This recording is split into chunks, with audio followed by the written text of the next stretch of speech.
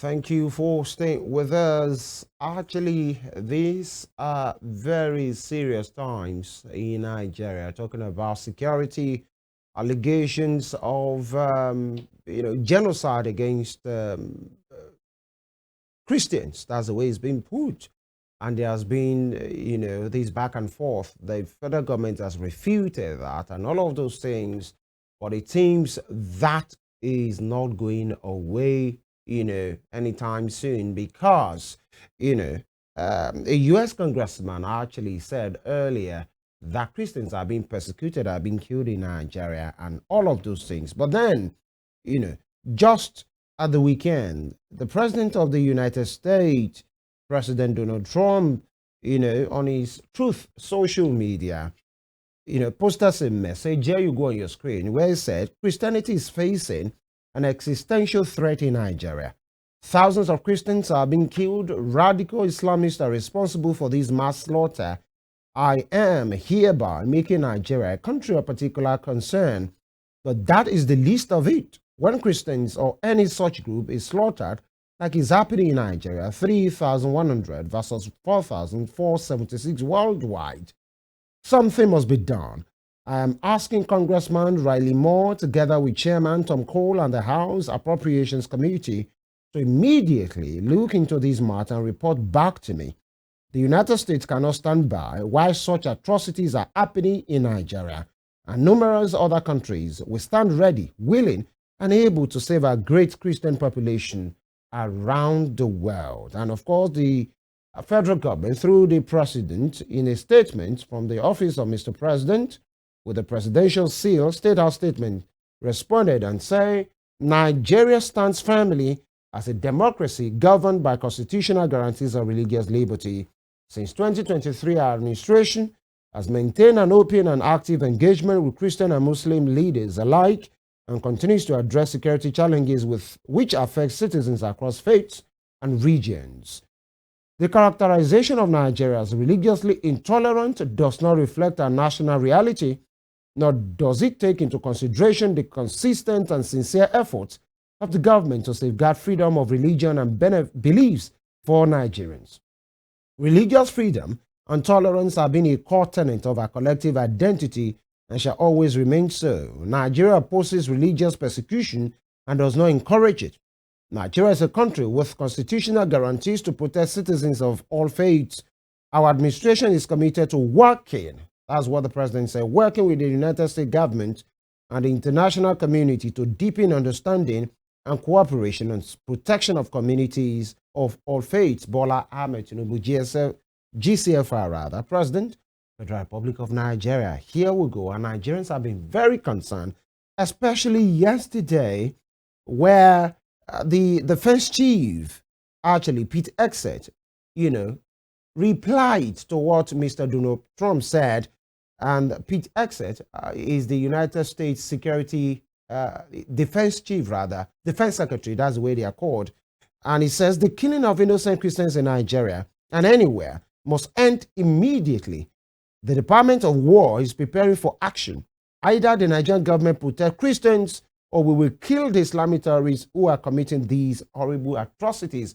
These are very strong terms being used, by Peter Hegseth, the defense chief, defense secretary in America. And here we are, Nigerians are turned confused. And they are saying, why? Now, it's good that the United States is talking about those things that they said are happening in Nigeria.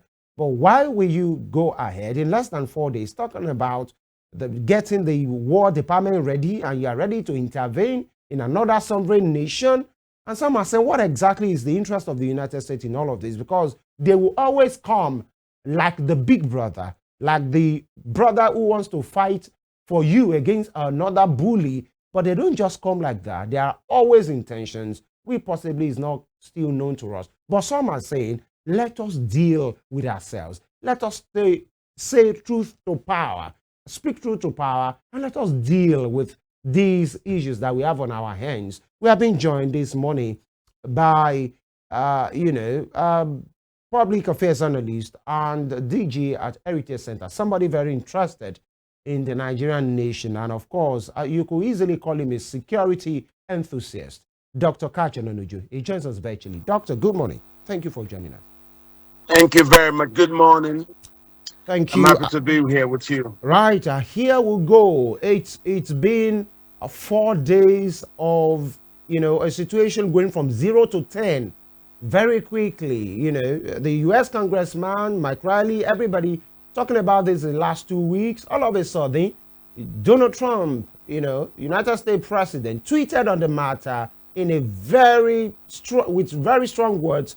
Pete Hegseth, is defense secretary, picked it up and said, we are ready for war and we are going to do all of these things and come and do whatever they think they want to do. And Mr. President has responded to say that doesn't represent us. We are doing everything possible, and he, as the president, is ready to work with the US to achieve security and whatever in Nigeria. What do you make of this latest impression of this development in Nigeria, rather?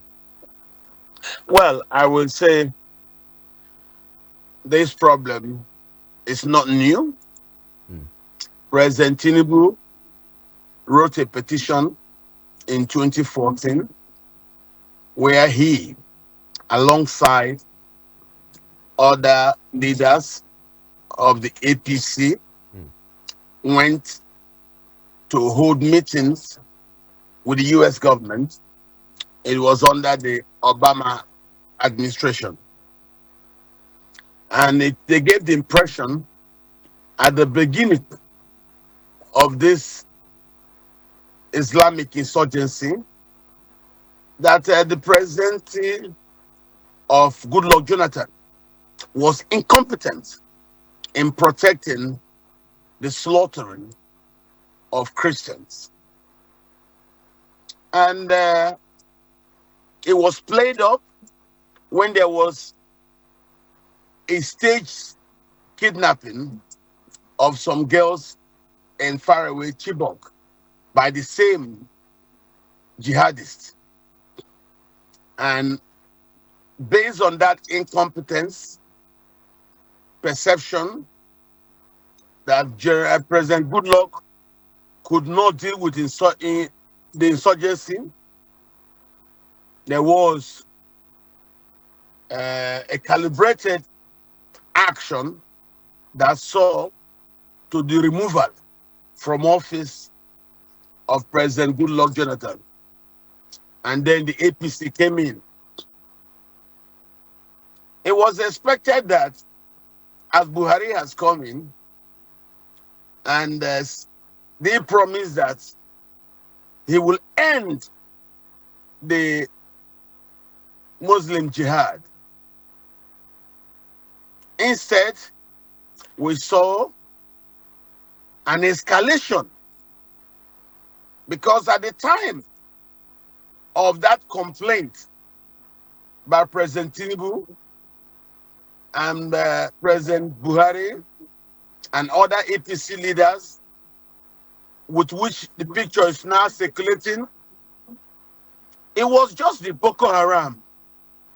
Today, we now have the Fulani militias fomenting the full-scale Fulani jihad. Now, the jihad has gone on under Buhari, and we have seen the genocidal sacking of whole communities in Benue, in Plateau, in Taraba, in Southern Kaduna. We even saw them encroaching towards the Oyo Forest Reserve, which forced Sunday Igboho to raise a force against them. We saw the same problem in all parts of Nigeria. We managed it, and then President Tinubu came to power. The problem is, Tinubu has been in power for 2 years, and Nigerians are watching. What will he do in regards to the Fulani jihad, which at the time was also hot and burning in places like Mali, Burkina Faso, Central African Republic? Then it now bettered in Nigeria. And we were all looking, what will President Tinubu do? The first signs of negotiations, getting the northern leaders who we believe to be the sponsors and perpetrators and patrons of this terrorism, we thought President Tinubu will prevail. No. Instead, we saw President Tinubu show weakness by allowing these jihadists to attend so-called peace meetings, carrying their rocket-propelled grenades, carrying their grenade launchers, carrying their submachine guns, and were allowed to continue to take more territory. Before in Katsina, you were talking about them taking places like Basari, Sapana, Dutsema, Musa, Kankara. Today, you're talking about them adding places like Malumfashi. Of course, you can see the problem in the Benue. The president was now alarmed. He made that visit to Benue after the massacre at the Iliwatada. But the president him too was surprised. He said, despite all this carnage, he said, why no arrests? Within 48 hours, arrests were made. What that told you is that the security services know where and who the perpetrators of the genocide are. But it only took the questioning of President Tinubu for arrests to be made in 48 hours. So the world is now alarmed that Tinubu has shown weakness. Maybe he's doing it for politics, but if you understand the history of the jihadists, every time you hold agreements with them, they never keep to it. That is what we know about the North. We also have heard the governor of Zamfara State cry that he knows where these criminals are, but there is no political will at the top. And we know that the problems they have been having, especially the army in engaging them, is that under the Buhari administration, there was that instruction of you can see them.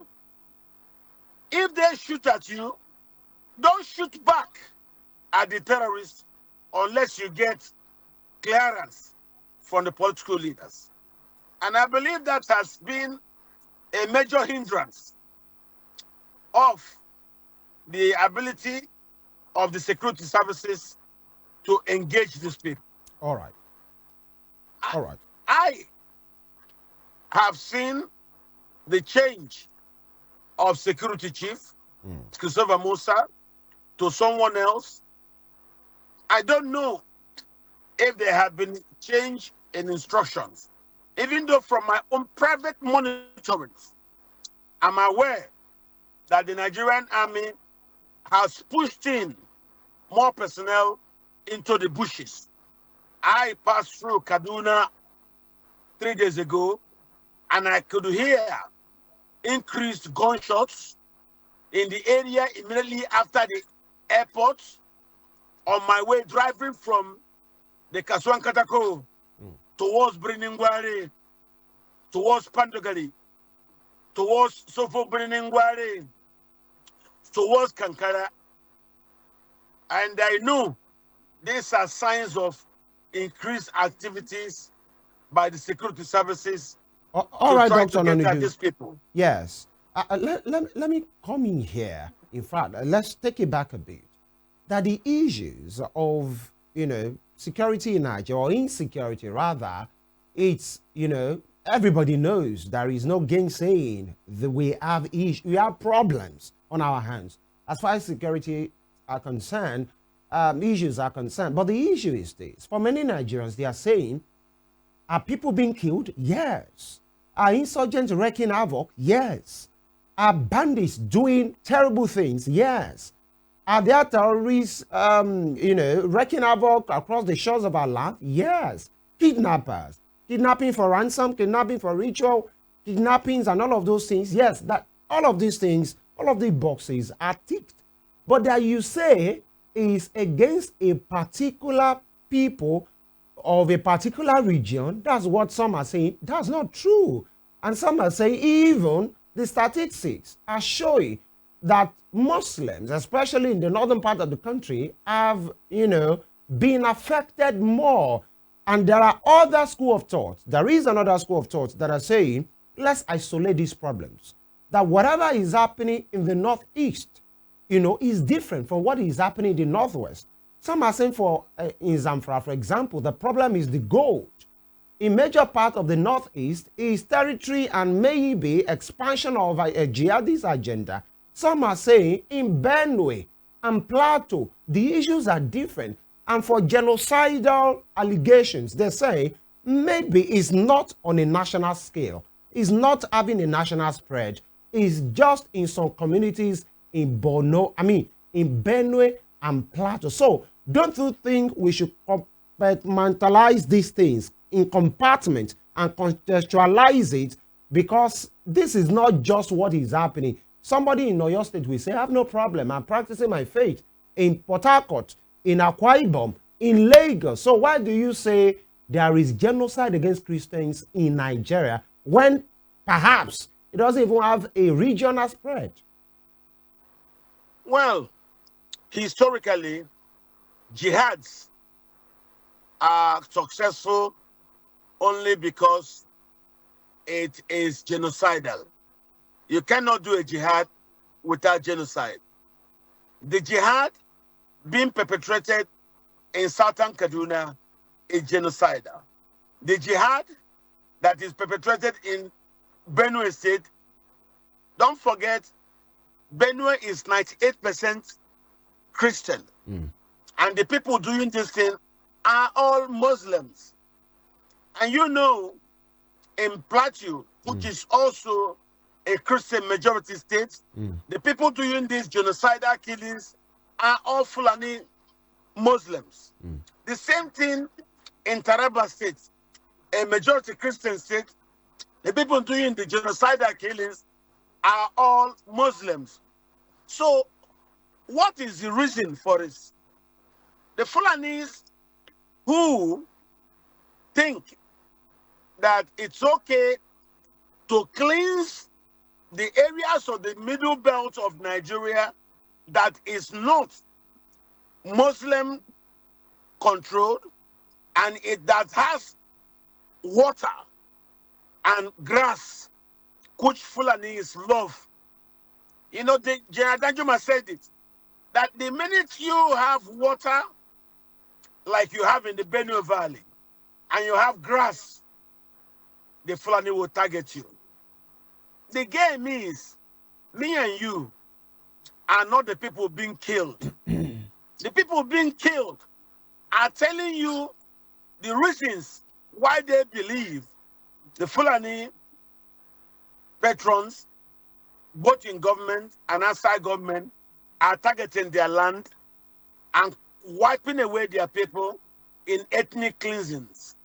So you are not to tell me, to tell them that we should beg them to cry in certain way.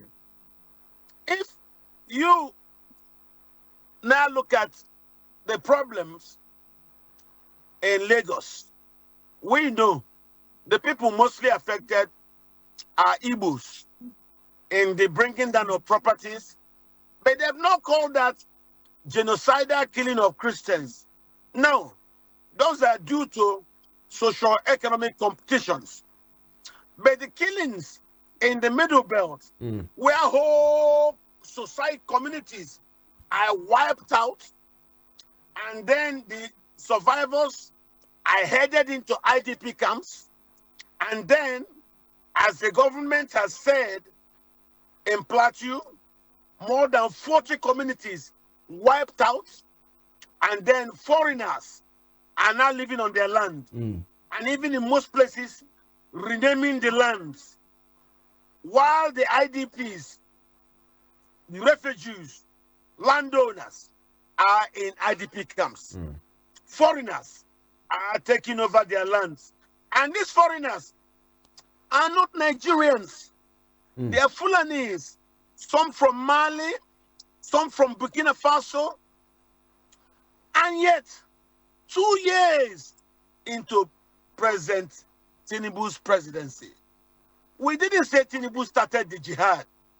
Buhari started the jihad. But what has Tinubu done? Nigerian law is clear. If somebody steals a property, a car, a land, a house, and there's a complaint, the government should, as the #1 protector of lives and property, investigate. If you see the car, if you see the land, and you see someone else with that car or with that land, you will arrest the person. And from arresting that person, you will use that person to get access to the perpetrator of that crime. The crime is ethnic cleansing. All right. Dr. Koch, now, the United States President, in that statement on social media, said, "I am hereby making Nigeria a country of particular concern," but that is the least of it. Means there are plans. He has more. When Christians or any such group is slaughtered like is happening in Nigeria, and he put statistics to that, that's from a United States president saying 3,100. That is in Nigeria, according to him, versus 4,476 in the world over. So that is his own statistics. Something must be done. And he's tasking Congressman Riley Moore, together with Chairman Tom Cole and the House Appropriations Committee, to immediately look into this matter and report back to him. And he says the United States cannot stand by while such atrocities are happening in Nigeria and numerous other countries. We stand ready, willing and able to save our great Christian population around the world. The question is, who makes the U.S. the savior of the world? What is the U.S. interest in this matter? We are Nigerians, and of course, this is a sovereign state. What is President Trump and the U.S. interest in this matter, in this manner? There are other interests.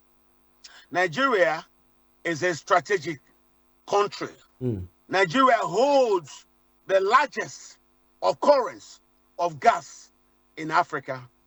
The largest field is situated somewhere in Ohaji in Imo State.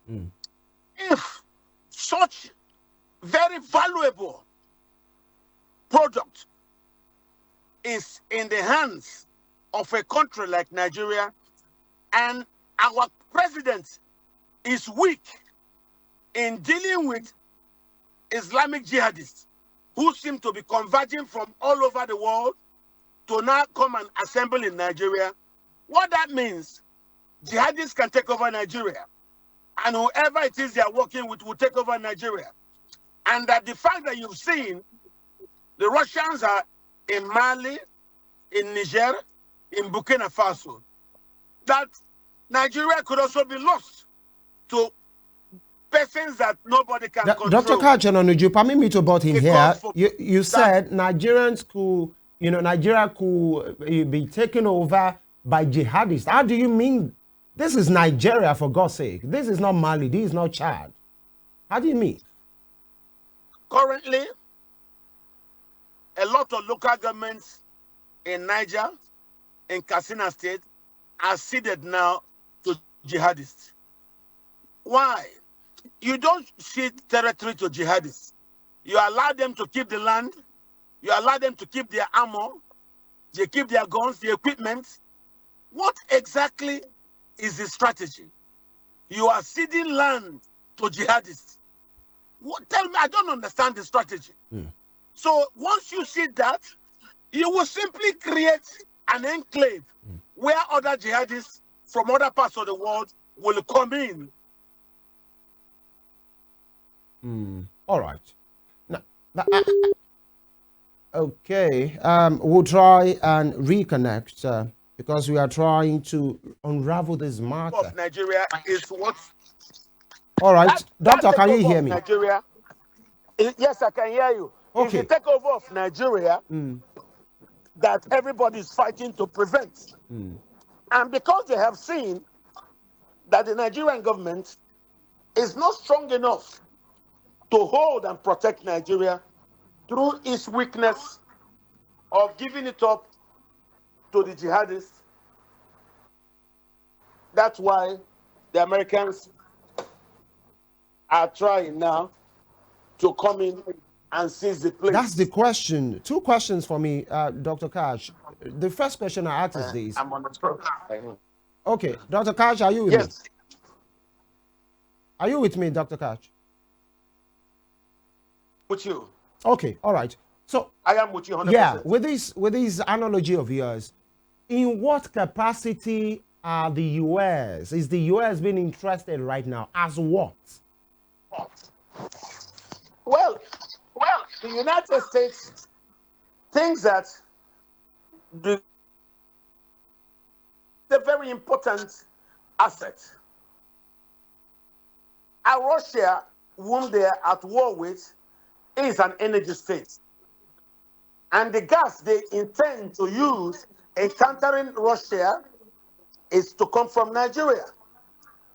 Currently, if Islamists take possession of that gas field in Nigeria, the world is at a problem. So look at this also from that strategic aspect of it. If Nigeria, the largest gas-bearing nation in Africa, is overrun by jihadists, of course, that gives a lot of concern for anybody who is interested in the gas fields in Nigeria. So you are saying the U.S. is doing this from possibly a strategic but yet a selfish place, isn't it? It is not selfish. Is what then? Don't give them a reason to come to your house. You get them a reason by being incompetent in securing your state. All right. Whether you like it or not, President Tinubu is incompetent. How? If after 2 years he has not been able to stop the jihad, then we have a problem in our country. All right.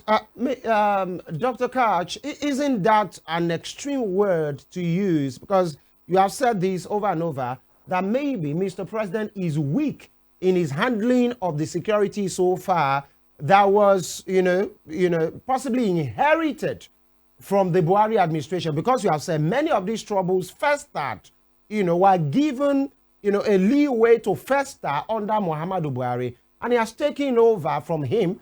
And you have repeatedly said this morning that President Bola Ahmed Tinubu is weak in his handling of security challenges, and you have used a word saying incompetent. Isn't that extreme? Don't you think you should take that back, actually?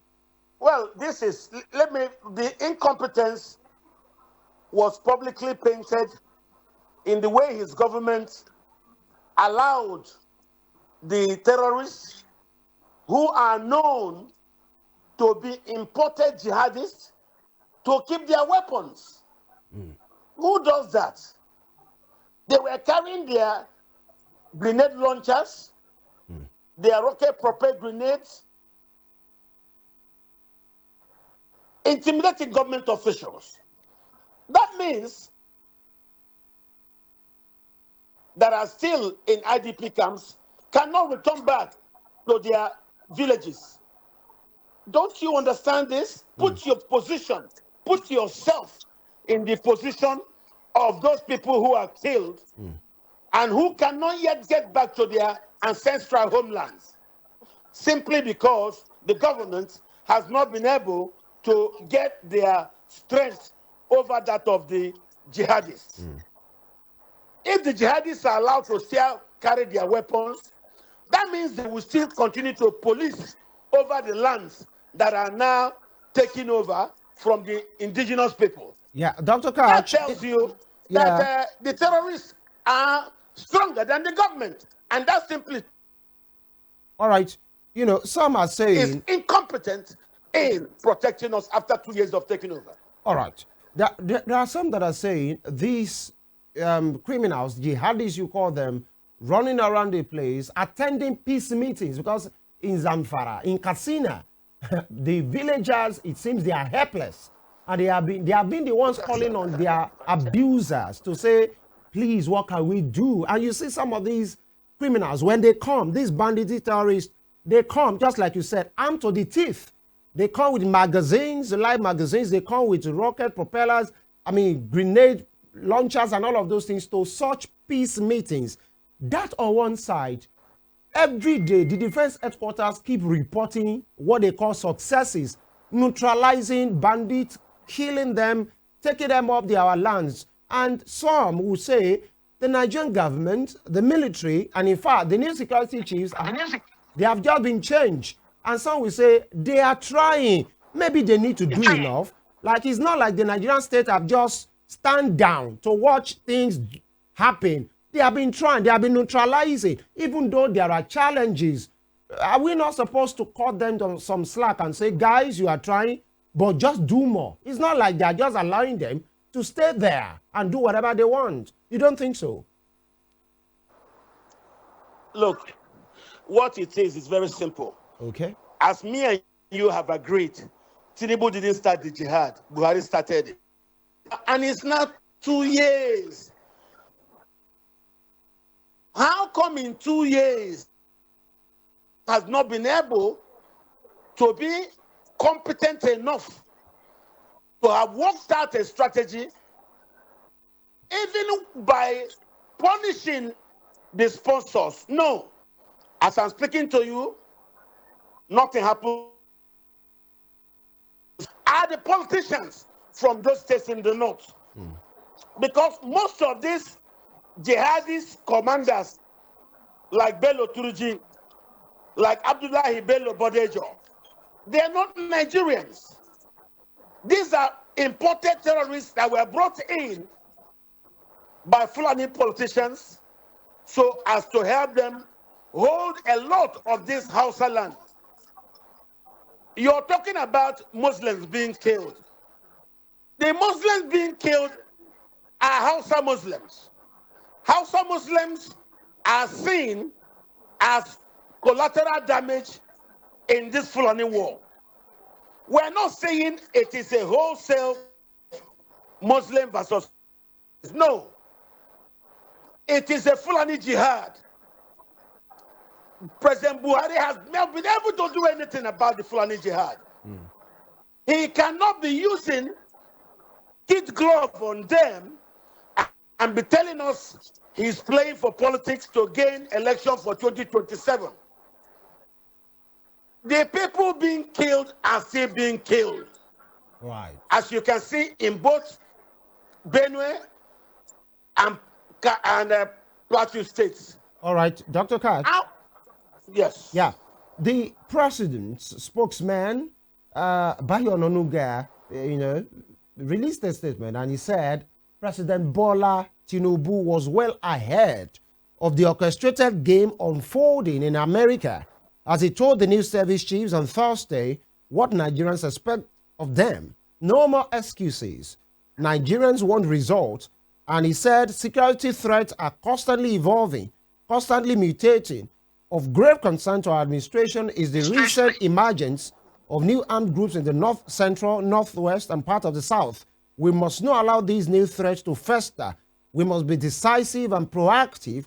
Let us smash the new snakes right in the head. Ononuga is saying, by inference, there is an orchestrated game unfolding in the U.S., and the president is aware. We will deal with it. What do you make of this statement? Those are just empty words. Ononuga's words are of no consequence. He speaks for president. Do not forget about that.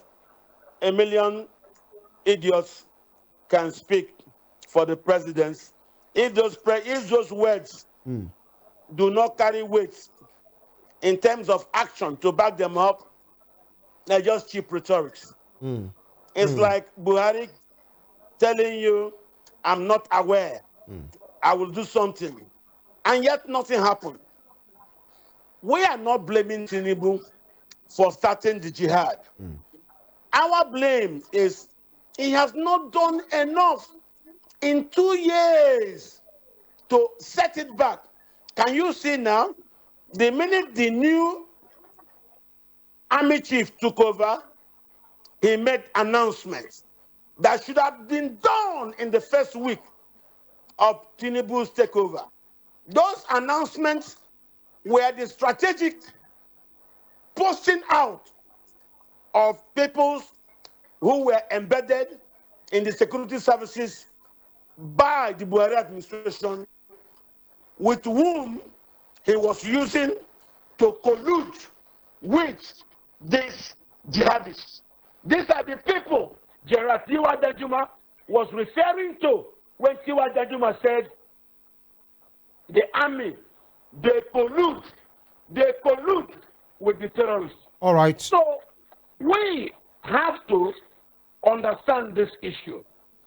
If you kill Nigerians in Benue, you kill Nigerians in Southern Kaduna, Nigerians are killed in Taraba, or they are killed in Plateau, it is insecurity in Nigeria. Genocide in Kaduna, genocide in Plateau, genocide in Benue, or genocide in Taraba is genocide in Nigeria. All right, Dr. Understand that. Yes. Now, Pete Hegseth, just like I said earlier, quoted his presidents, on social media. And Pete Hegseth is the defense secretary in America. And he said the killing of innocent, he said, yes, sir, to that social media post of Mr. President, where he said Nigerian government should be warned and better move fast. Where, in fact, there is it's a pity we can't put it up, Donald Trump, where he said, if the Nigerian government continues to allow the killing of Christians, the U.S. will immediately stop all aid and assistance to Nigeria and may very well go into that now disgraced country. Guns are blazing to completely wipe out the Islamic terrorists who are committing these horrible atrocities. I'm hereby instructing our Department of War to prepare for possible action. If we attack, it will be fast, vicious, and sweet, just like the terrorist thugs attack our cherished Christians. Warning, the Nigerian government better move fast. This is from Donald J. Trump. Don't you feel threatened as a Nigerian that another country is threatening your country in this way and calling Nigeria a disgraced country? It is a disgraced country. It was disgraced. Is that patriotic of you to say, Dr. Kaj? Listen to me. Nigeria was disgraced when the sponsors of the jihad were able to muzzle President Tinubu into allowing the jihadists to continue to keep their weapons. That is a pure disgrace. You disgrace the army. Our problem is, and I repeat it to you, the minute Tinubu was seen to have considered. So what you now, America tells you, since you cannot disarm the terrorists, we will come to Nigeria and disarm those terrorists. Why would they be coming around, walking about Katsina, Zamfara, Sokoto, all with their arms and ammunition in a sovereign country? What do you want to tell the international community? Dr. If Kaj, you're conceding that part of the country to jihadists, you cannot remove the jihadists. Americans are telling you that due to the cries that they hear, that they will come to Nigeria and disarm those terrorists. Dr. Kaj, that the Nigerian government is not able to disarm. Now, Nigeria is a sovereign nation, granted by every means and standard. That's number one.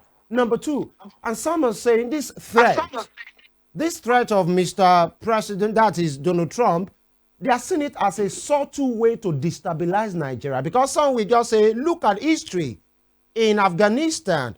in Libya, in Sudan, in many places. The moment US comes into your matter, they don't come because they love you. They come because there are vested interests. And we can't allow this nation to be destabilized. Dr. Koch, is there any nation in Africa that can accommodate Nigeria, 236 million people? Don't you see this as a subtle way of destabilizing Nigerian state from the US? No, you don't no, see it that no. way? Nigeria already allowed itself to be destabilized when Buhari embarked on full-scale jihad. Yeah, Buhari is gone. Don't This forget, is Tinubu. This is Tinubu now. that is Tinubu's offense is that he took over and he has done nothing about disarming and reclaiming the territories. Don't forget, Tinubu was the original person who wrote the petition to the US government in 2014. He was in that delegation with Amechi, with El Rufai, with Buhari to go and report that President Goodluck All right. was harboring terrorists We and was not we have doing to go, sir. anything, Yeah. and there were slaughtering of Christians. All right. So, Dr. Koch. From then till now, Yes. how come President Tinubu has done nothing? You think he has done nothing? He has just reduced the security chiefs. But let me take your last changing take. security chiefs Let has me, not stopped the killings in Benue. It has not stopped the killings in Plateau. Don't forget, I'm from the East. yes. My fear is once Benue falls, the East becomes vulnerable. All right. We That's hope why I've not. been screaming. Dr. Koch, let me have your last take on this matter. If you are to have a sit down with Mr. President Bola Ahmed Tinubu this morning, and you are to advise him on this matter, what will you be telling him in 1 minute? I will tell him to call the army chiefs and tell them that there's a need for an expanded meeting with the governor of Katsina State, governor of Borno State, the governor of Taraba, of Benue, of Plateau, of Sokoto, of Zamfara. All right. Sit them down and say, gentlemen, I am hereby giving the military the full powers to take back your territories. Does anybody have any reason why we should not take back the territories? And if anybody says so, ask that governor to state his reasons. If nobody says so, in front of the governors, Tinubu should not tell the army to go and take back these states and don't give it to any of the jihadist groups. How about because most of these jihadists are being sponsored by the politicians. How about on the international stage? Now that the US is, breathing at our neck, threatening to come into the nation, how should he handle that? 15 seconds. Well, handling that, he's already doing well by not reacting with, because it will not be good for Nigeria to be treated like Gaddafi and Libya. Exactly. And then Baghdad and Saddam. All right. So Tinubu have to understand that incompetence is a crime. All right. Yes. Dr. It's a crime in statecraft. All right. Dr. Koch Ononuju, the DJ at Heritage Center, a concerned Nigerian, and of course, public affairs analyst. Thank you for your time. Dr. Koch, this is our nation, and we can't afford it to fall. Nigeria must stand. Thank you for your time. It has already fallen by some of us allowing jihadists to kill Nigerians on a genocidal scale. All right, thank you very much. Them into IDP camps. Right. Nigeria will stand and rise well. I wish you all the best during the day. All right. This will be the size of the program today. This is our nation. The question I keep asking is, if something terrible happens and Nigeria is destabilized, God forbid, as we say, which nation in Africa can afford to accommodate us? Where do we run to? So this nation must stand. Everybody must rise up beyond rhetorics of posting and statements and communications. Let's do the needful.